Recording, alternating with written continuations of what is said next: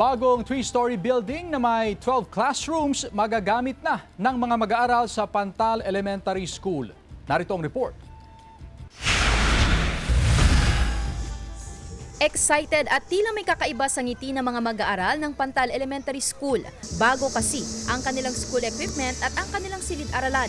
Formal nang binuksan ng Dagupan City LGU ang newly built 3-story building na may 12 classrooms. Mas malawak at mas maayos daw itong gamitin ng mga mag-aaral mula grades 1 hanggang 6. Pero ang Pantal po ay bahaing lugar dito sa Dagupan, kaya gustong-gusto po namin na magkaroon sana ng multi-level talaga dito na infrastructure. Napaka-importante ng environment ng learning.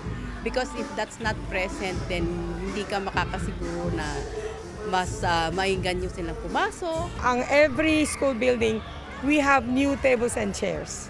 Hindi na ako papayag na luma pa ang gagamitin nila. Natuwa naman ang mga magulang ng mga mag-aaral gaya ni Nanay Laarni. Lalo na po ngayon, medyo masikip na po dito sa classroom nila. Tapos mayroong mga baha-baha pa dyan, baka magkaroon sila ng sakit. Namahagi rin ng pagkain sa lahat ng mga mag-aaral. Ayon sa alkalde, 22 school buildings ang ipinatatayo ng LGU sa buong syudad. Ang mga ginagawa pa, target na matapos sa unang quarter ng 2026. Prioridad na bigyan ng komportableng learning environment ang mga mag-aaral upang mapabuti ang kanilang academic performances. Kasama si Daryl Peralta, Sandy Salvacio, One North, Central Luzon.